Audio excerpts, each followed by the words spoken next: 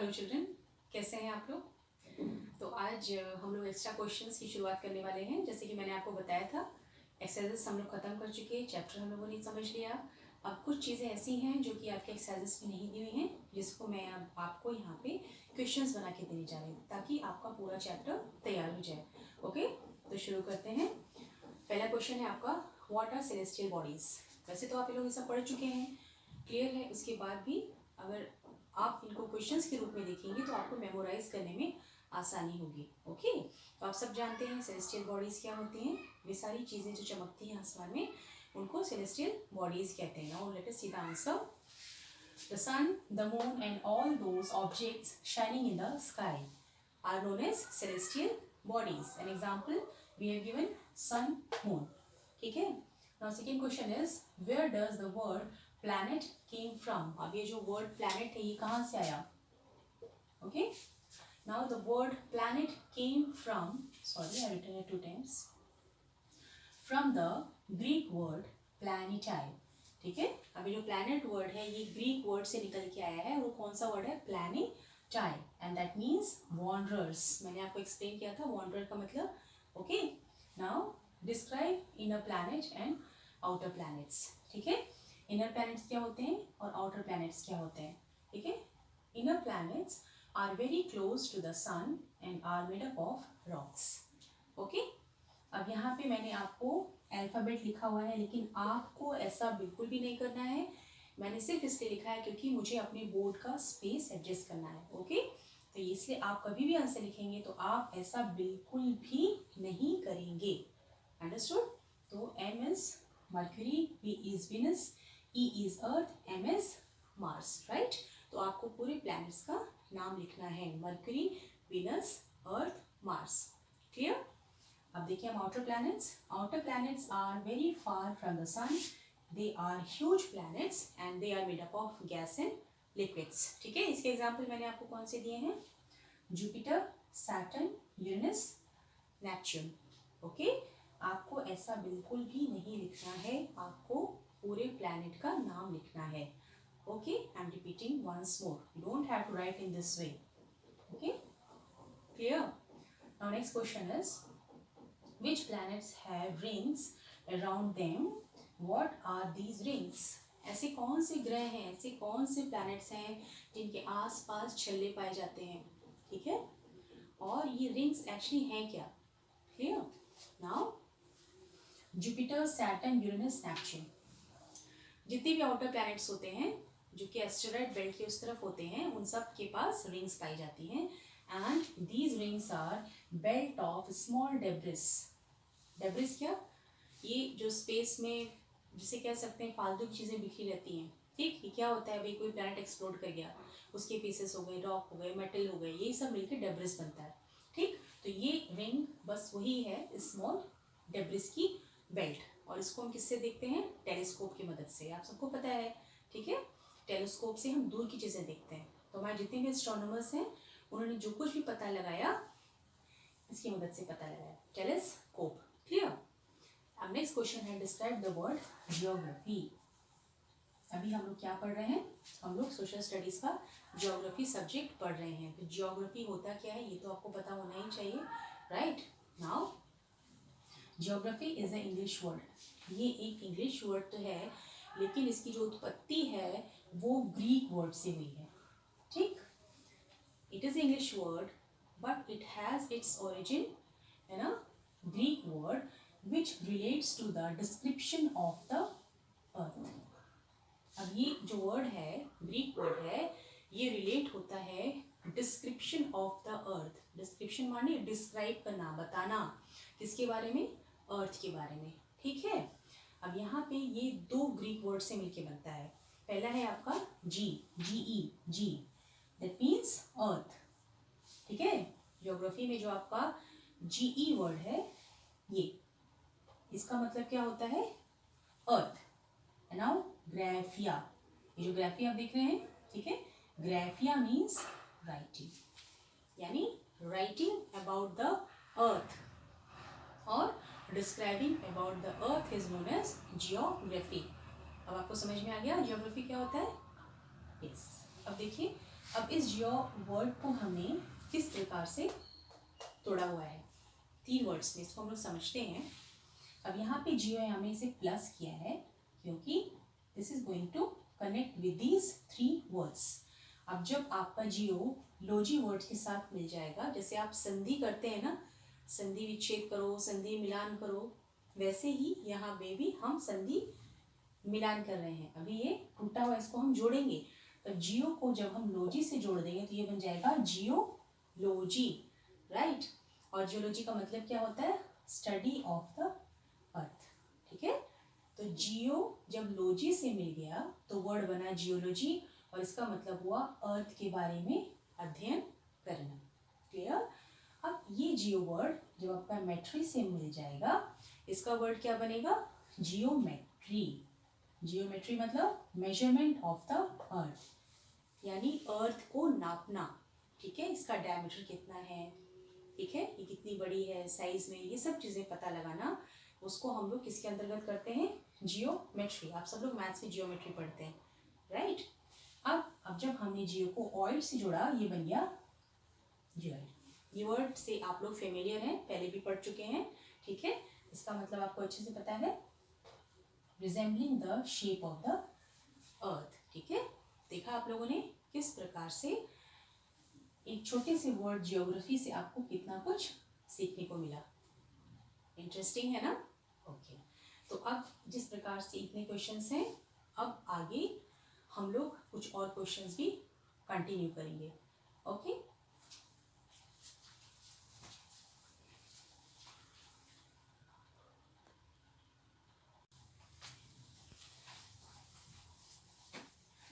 अब हम डिस्कस करेंगे क्वेश्चन नंबर 6। तो क्वेश्चन नंबर 6 है आपका, हु आर एस्ट्रोनोमर्स। एस्ट्रोनोमर्स को हिंदी में हम क्या कहते हैं, खगोलविद, ठीक है, खगोल शास्त्री। ये वो लोग होते हैं जो सेलेस्टियल बॉडीज का अध्ययन करते हैं, ठीक है। सन, मून, प्लैनेट, सैटेलाइट्स जो भी हैं अंतरिक्ष की चीज़ें, उनको हम लोग एस्ट्रोनोमर्स कहते हैं। तो इनकी डेफिनेशन हम देखते हैं। Astronomers are those who study the celestial bodies and their movements, ठीक है। जो सेलेस्टियल बॉडीज और उनकी गतिविधियों के बारे में अध्ययन करते हैं, उनको कहते हैं हम लोग astronomers. Now next question is, who was Aryabhatta. ये एक बहुत ही महान व्यक्ति थे और हमारे लिए एक बहुत ही गर्व की बात होनी चाहिए, ये इंडियन थे, ओके। और इनका जन्म पाटलिपुत्र में हुआ था। और ज़ीरो आप जानते हैं, ठीक, ज़ीरो जिसका इन्वेंशन भारत में हुआ, और ये पहले व्यक्ति हैं आर्यभट्टा जिन्होंने ज़ीरो का इस्तेमाल डेसिमल सिस्टम में पहली बार किया, ओके। तो ये बहुत ही बड़े विद्वान, गणितज्ञ और खगोलविद थे, okay. So now Aryabhatta was a famous astronomer who said that the moon and the planets shine due to reflected sunlight, ठीक है। तो इन्होंने ही यह बताया था सबसे पहले कि जो आपका मून है और बाकी प्लैनेट्स हैं वो सन की रोशनी से चमकते हैं, उनकी अपनी कोई रोशनी नहीं होती, clear.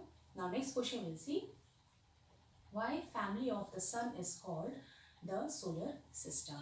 Family of the sun आपको पता है ना, ठीक है। फैमिली ऑफ द सन आपको पता है, उसमें सन रहता है, 8 प्लैनेट्स रहते हैं, तो उसको हम लोग सोलर सिस्टम क्यों कहते हैं, why family of the sun is called solar system. देखिए अब इसमें जो सोलर है, इसमें जो आपका वर्ड है सोल, ठीक है। Sol in Roman mythology, mythology का मतलब क्या होता है, माइथोलॉजी यानी पौराणिक, पौराणिक यानी कोई ऐसी कहानी, ऐसी कहानी जो कि हम बचपन में जब सुनते हैं तो हमको सच लगता है ना, हमको लगता है कि हाँ सच है। और ये एक तरह से सत्यता पे आधारित भी हो सकता है, क्योंकि ये बहुत पुराने ज़माने में जब लोगों ने इसके बारे में लिखा होगा तो ज़रूर किसी न किसी के जीवन से ही प्रेरणा लेके लिखा होगा, ठीक है। लेकिन ऐसा कोई तर्क नहीं होता इसमें, वैज्ञानिक तर्क नहीं होता, इस प्रकार से हम साइंस से कोई चीज़ प्रूव कर सकते हैं, है ना। तो माइथोलॉजी एक ऐसी चीज़ होती है जिसे हम साइंटिफिक वे से प्रूव नहीं कर सकते, तो इसे कथाओं की तरह कहा जा सकता है ना। इसको हम सोच सकते हैं कि हाँ ये सत्य है, लेकिन कोई प्रमाण नहीं है साबित करने का कि सत्य है, ठीक है। तो रोमन मैथोलॉजी में, रोम की जो मैथोलॉजी पुराण है उसमें जो सन है उसको ईश्वर रूपी माना गया है। इस वर्ड का मतलब रोमन मैथोलॉजी में है सन गॉड, है ना, सन जो कि ईश्वर है। सोलर, अभी सोल वर्ड जब सोलर बन जाता है इसका मतलब होता है रिलेटेड टू सन, ठीक है। यानी सन जो कि ईश्वर माना गया है, उससे जुड़ी हुई जो चीजें हैं उन सबको मिला के हम लोग क्या कहते हैं, solar system. Understood? Now next question, what binds the solar system? Solar system को बांध के कौन रखता है ना? हमको तो दिखता है कि सब लटके हुए हैं, हमको होना चाहिए ना, हमारे दिमाग में आता है ना, क्यों नहीं ये सारे प्लैनेट्स यहाँ चले जाते हैं, क्यों ऐसा होता है कि एक ही डेफिनेट पाथ में ये सब रूटीन से अपना बिल्कुल उसी तरीके से उसी पाथ में गोल गोल चक्कर काटते हैं, अपनी ही ऑर्बिट में स्पिन करते हैं। ऐसी क्या बात है, ये बिल्कुल भी अपना रास्ता नहीं बदलते। तो इसका कारण क्या है? Due to the pulling force of the sun. Sun में एक ऐसी पुलिंग फोर्स होती है जो इनको अपनी तरफ बांध के रखता है। Clear? Now next question, what are orbits? Orbits आपको अच्छे से पता है, these are fixed path, elongated path in which the planets revolve around the sun, ठीक है। इन्हीं रास्तों पे चल के प्लैनेट्स आपका सन का चक्कर पूरा करते हैं। ओके, फिक्स्ड पाथ का मतलब क्या होता है? ऐसे रास्ते जो कभी भी नहीं बदलते हैं, ये हमेशा की तरह वही के वही रहते हैं। Clear? Now next question is, name any 3 dwarf planets. Dwarf planets मैंने आपको बताया था, बौने ग्रह है ना, जिनको कि हम अपने सोलर सिस्टम का हिस्सा नहीं मानते हैं, ठीक, क्योंकि हर क्राइटेरिया को पूरा नहीं करते जो कंडीशंस होनी चाहिए सोलर सिस्टम का प्लैनेट मानने के लिए, इसमें कुछ ऐसी खामियां हैं, ठीक। तो इसकी वजह से इनको साइंटिस्ट ने ड्वार्फ प्लैनेट घोषित कर दिया। तो इसमें 3 मेन प्लैनेट्स होते हैं आपके, Pluto, Ceres and Eris, okay, जिसको पहले इस नाम से भी जाना जाता था, right. Now next question is, what is geoid? आप सबको पता है geoid means an earth like shape, ठीक है। So geoid means an earth like shape. तो अब हम और बाकी क्वेश्चन भी आपके साथ डिस्कस करेंगे, तब तक आप इसको रिफर कर सकते हैं, okay.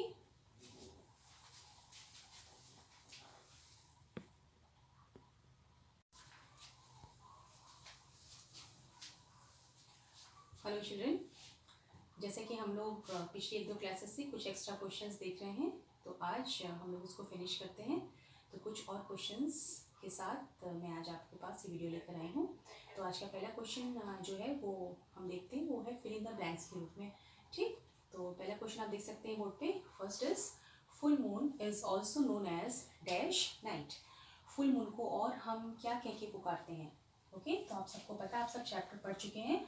Full moon is also known as Purnima night, okay. Then new moon is also known as, I hope you all remember, yes, Amavasya night, Amavasya night. Now the sun is about dash million kilometers away from earth. यहाँ पे सन की दूरी पूछी है आपसे कि सन हमसे कितना मिलियन किलोमीटर्स दूर है। It is 150 million kilometers away from the earth, right? Now Mercury takes dash days to complete one round along its orbit. Mercury कितने दिन में अपनी ऑर्बिट में एक चक्कर पूरा करता है? आप सबको मालूम है, takes 88 days, okay. Now light travels at a speed of dash kilometer per second. light की स्पीड पीछे हुई है किलोमीटर पर सेकेंड में, तो कितना होता है ये? That is 3 lakh. Okay, it is correct. 3 lakh kilometer per second. Now, okay. Now Neil Armstrong stepped on moon on. यहाँ पे आपको डेट पूछी हुई है। नील आर्मस्ट्रॉन्ग ने मून पे अपने कदम किस डेट को रखे थे? So you should remember the day. It is 20th July 1969. Correct? Now moon is dash kilometers away from us. moon हमसे कितना दूर है? So it is 3,84,400 kilometers away from us. Us माने earth. moon moves around the earth in how many days? 27 days. Correct? Now meteorites. आप सबको पता है meteorites किसको कहते हैं, ठीक है। what are asteroids, what are meteorites? तो आप सब लोगों को पूरा चैप्टर एकदम क्लियर हो गया है। तो यहाँ पे meteorites gets heated up and burn due to the process of dash. वो कौन सी प्रोसेस है जिसकी वजह से मीटेराइट्स जो होते हैं वो एटमॉस्फेयर में गर्म होके जल जाते हैं? So the process is your friction, correct, घर्षण जिसे हम लोग कहते हैं. Now Milky Way galaxy in ancient times was known as, Milky Way galaxy को हम एंशियंट टाइम्स में, पुराने ज़माने में हम किस नाम से जानते थे? आकाश गंगा. आकाश गंगा, जिसको हम लोग कहते थे river of light. Okay, river of light कहते थे इसको हम लोग. पुराने टाइम में लोग इसको रिवर ऑफ लाइट के नाम से जाना करते थे. नाउ अब यहाँ पे एक दो क्वेश्चन और हम कवर कर लेते हैं, ठीक है. अब हम इसमें एक क्वेश्चन देखते हैं. Now differentiate between satellite and artificial satellite. हमको इसमें सैटेलाइट और आर्टिफिशियल सैटेलाइट के बीच में डिफ्रेंसिएशन देना है. तो मैंने यहाँ पे जैसे आपको बताया था, मैंने दो कॉलम बनाए हैं. एक में मैंने सैटेलाइट डाला, एक में मैंने आर्टिफिशियल सैटेलाइट, और इसमें मैंने आपको पॉइंट्स मिल से दिए, ठीक है. तो फर्स्ट पॉइंट हम देखेंगे, satellite it is natural. Natural माने प्राकृतिक, इसे बनाना नहीं पड़ता है, ये प्रकृति की देन है. इसको प्रकृति ने वैसे ही बनाया हुआ है, ये हमको बनाया मिला है. And now artificial satellite it is man made, इसको ह्यूमन बीइंग बनाता है, इसको साइंटिस्ट ने डिज़ाइन किया है. Okay. Second point is it is celestial body which moves around a planet. ये एक ऐसी चमकती हुई चीज़ है जो कि एक प्लैनेट के इर्द गिर्द चक्कर काटती है, ठीक है. अब आर्टिफिशियल सैटेलाइट क्या है? It is launched by rocket and placed in space, ठीक है. ये अपने से नहीं जाती है, ये अपने से वहाँ पे नहीं है, इसको साइंटिस्ट ने बनाया और स्पेस तक ले जाने के लिए इसको रॉकेट का इस्तेमाल किया जाता है. रॉकेट से इसको लॉन्च करके स्पेस में प्लेस कर दिया जाता है, राइट. इसके यूजेस मैंने आपको बताए थे क्लासेस में कि क्या क्या काम होते हैं आर्टिफिशियल सैटेलाइट के, ठीक है. और थर्ड पॉइंट में मैंने आपको एग्जाम्पल दे दिया है. नेचुरल सैटेलाइट में मैंने एग्जाम्पल दिया आपको मून का. आर्टिफिशियल सैटेलाइट में आप किसी भी सैटेलाइट का नाम लिख सकते हैं. मैंने अपनी तरफ से आपको दो सैटेलाइट मेंशन कर दी हैं, IRS एंड एड्यूसैट. आप कुछ भी लिख सकते हैं. Okay. Now who was the first man to step on the surface of moon. वो कौन व्यक्ति थे जिन्होंने मून पे सबसे पहले कदम रखा? So Neil Armstrong, right. Neil Armstrong was the man who stepped on moon first, सबसे पहले जाने वाले. और वो इंडियन कौन थे जिन्होंने चंद्रमा पे सबसे पहले अपना कदम रखा? वो थे Rakesh Sharma. Okay, he was Rakesh Sharma. और ये जो है एयरफोर्स में विंग कमांडर थे, राइट. अब नील आर्मस्ट्रॉन्ग कहाँ के थे? ये अमेरिकन थे. Okay. Now why an aeroplane looks small flying eight a great height. Aeroplane आप सबने देखा होगा कितना बड़ा होता है, कितना विशालकाय होता है आकार में, ठीक है. लेकिन जब ये आसमान में उड़ता है तो हमको छोटा सा दिखता है, चिड़िया जितना. इनफैक्ट अगर बहुत ही ज़्यादा ऊंचाई पे होता है तो बहुत छोटा दिखता है. खासकर से जब हम रात में एरोप्लेन को देखते हैं तो ये ढेर सारी रोशनी के साथ चमकता है और बहुत ही नन्हा जान पड़ता है. तो ऐसा क्या कारण है कि एरोप्लेन बहुत ज़्यादा ऊंचाई पे हमको छोटा दिखता है? तो इसका कारण क्या है? क्योंकि वो हमसे बहुत दूर है. It is very far from us. Okay. I hope अब इन क्वेश्चंस के साथ आपका ये चैप्टर पूरा कंप्लीट हो गया है. एंड आई होप कि आपको पूरा चैप्टर और जितने भी वर्डिंग्स हैं, कॉन्सेप्ट हैं, सब समझ में आ गए होंगे. ओके. और कोई डाउट नहीं होगा. इनफैक्ट फिर भी अगर आपको कोई डाउट रह गया है तो आप लोग कमेंट बॉक्स में डाल सकते हैं. और अगर आपको मेरी क्लासेस अच्छी लगी हो, वीडियोस पसंद आए हुए हों, तो आप प्लीज़ मुझे लाइक दीजिएगा और मेरे channel Dear Future Hair Icon को सब्सक्राइब कर दीजिएगा. ओके. अब अगला वीडियो मेरा क्लास 7th के लिए होगा जिसमें हम ज्योग्राफी का फर्स्ट चैप्टर पढ़ाएंगे. Till then see you.